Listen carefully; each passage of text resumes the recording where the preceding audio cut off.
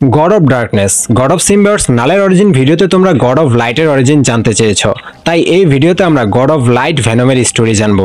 চলো শুরু করি আজকের ভিডিও। সেকেন্ড কসমসের সময় সৃষ্টি হয় প্রথম মাল্টিভার্স। তখন জন্ম হয় গড অফ লাইট এনিগমার। বিয়ন্ডার্সরা এনিগমাকে তাদের তৈরি করা কনকর্ডেন্স ইঞ্জিনের টুল হিসেবে ব্যবহার করে। বিয়ন্ডার্সরা কনকর্ডেন্স ইঞ্জিন তৈরি করেছিল মাল্টিভার্সে থাকা ইউনিভার্সগুলো মেনটেন করার জন্য। মাইক্রোভার্স আর ম্যাক্রোভার্সকে সেপারেট করার ওয়ালের সাথেও এনিগমা কানেক্টেড ছিল।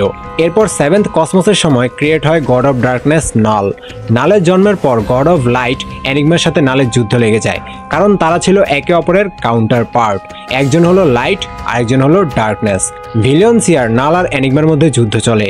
নাল একসময় সেলেস্টিয়ালদেরকে তার কিংডম থেকে তাড়ানোর জন্য অল ব্ল্যাক দ্য নেক্রোসর্ড তৈরি করে। নাল একে একে সেলেস্টিয়াল আর গডসদেরকে মারতে থাকে। একবার নালের এক গোল্ডেন গডের সাথে ফাইট হয়। এই লড়াইটা আমরা নালের অরিজিনে দেখেছিলাম।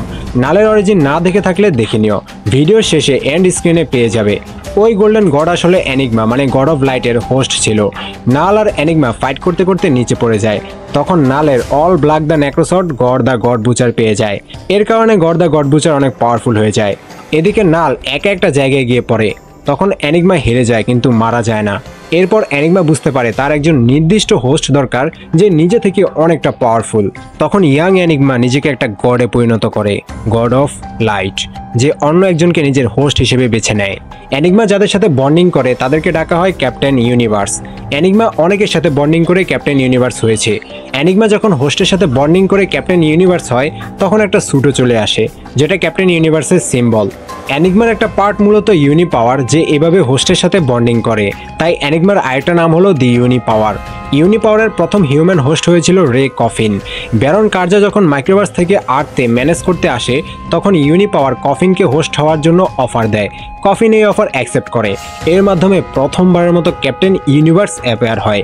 কার্জাকে হারিয়ে আর্থ সেভ হয়ে গেলে ইউনি পাওয়ার কফিনকে ছেড়ে চলে যায়।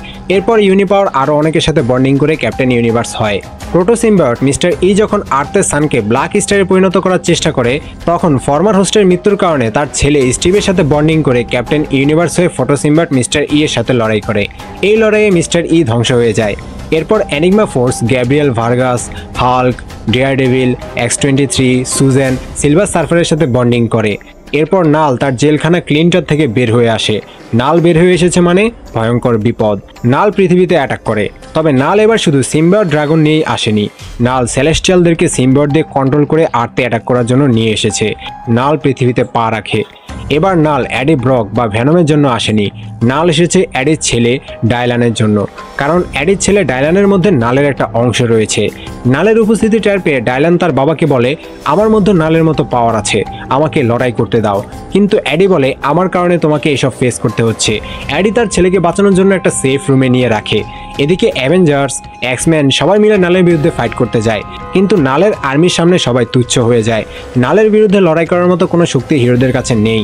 তখন সেখানে গোল্ডেন গার্ডিয়ান সেন্ট্রি এন্ট্রি নেয়। সবার মধ্যে একটা আশার আলো জেগে ওঠে। অ্যাভেঞ্জার্সরা সাহস ফিরে পায়। সেভিয়ার সেন্ট্রি নালের সাথে ফাইট করতে যায়। তখন নাল মুহূর্তে সেন্ট্রিকে ধরে মাঝখান থেকে ছিঁড়ে দুই ভাগ করে ফেলে। বুঝতে পারছো নাল কতটা শক্তিশালী। নাল অ্যাডিকে হাওয়ায় ভাসিয়ে নিয়ে যায়। অ্যাডি থেকে ভেনমকে আলাদা করে অ্যাডিকে উপর থেকে ফেলে দেয়। নিচে পড়ে অ্যাডির অবস্থা খারাপ হয়ে যায়।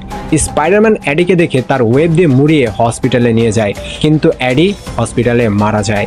এরপর অ্যাভেঞ্জার্সরা মিলে নালকে থামানোর অনেক চেষ্টা করেও ব্যর্থ হয়। জিন গ্রে তখন একটা ভিশন দেখে। নালের ডার্কনেসের সাথে সাথে এর বিপরীতে লাইটও আছে, আর এখন নালকে থামানোর জন্য লাইট চলে এসেছে। God of light, Enigma Force, the Unity power আর্থে চলে এসেছে। গড অফ লাইট নালের তৈরি করা প্রোটেকশনের জন্য আর্থে প্রবেশ করতে পারে না। তখন ব্ল্যাক সার্ফার গড অফ লাইটকে চেঞ্জ করতে পারে। ব্ল্যাক সার্ফার লাইটের জন্য নালের ব্যারিয়ার ভেঙে দেয়। গড অফ লাইট আর্থে ঢুকে যায়। গড অফ লাইট তার হোস্ট হিসেবে অ্যাডি ব্রককে বেছে নেয়। মৃত অ্যাডি ব্রককে বাঁচিয়ে তোলে। অ্যাডি হয়ে যায় গড অফ লাইট ভেনম। এবার গড অফ লাইট আগের থেকে অনেক বেশি শক্তিশালী। গড অফ লাইট ভেনম এসে থরের মিউনিয়ার আর ব্ল্যাক সার্ফারের সার্ভোট দিয়ে মার্চ করে একটা এক্স বানায়। ভেনম একটা আঘাতে একটা সেলেস্টিয়ালের হেড কেটে ফেলে দেয়। নাল গড অফ লাইট ভেনমকে দেখে কাঁপাকাঁপি শুরু করে দেয়, ভয়ে দৌড় মারে। তো এভাবেই ভেনম হয় god of light venom. Venom পরবর্তীতে নালের সাথে কি করে জানতে চাইলে কমেন্টে জানিয়ে দিও। যেহেতু এটা গড অফ লাইটের অরিজিন ভিডিও, তাই অরিজিন পর্যন্তই রাখলাম। পরের কাহিনী যদি তোমরা জানতে চাও তাহলে কমেন্টে জানিয়ে দাও, খুব তাড়াতাড়ি ভিডিও নিয়ে চলে আসবো। ভিডিও ভালো লাগলে লাইক কমেন্ট এন্ড শেয়ার করে দিও আর এরকম অসাম ভিডিওগুলো আরও পেতে অবশ্যই সাবস্ক্রাইব করে বেল আইকন বাজিয়ে দিও। Bye bye.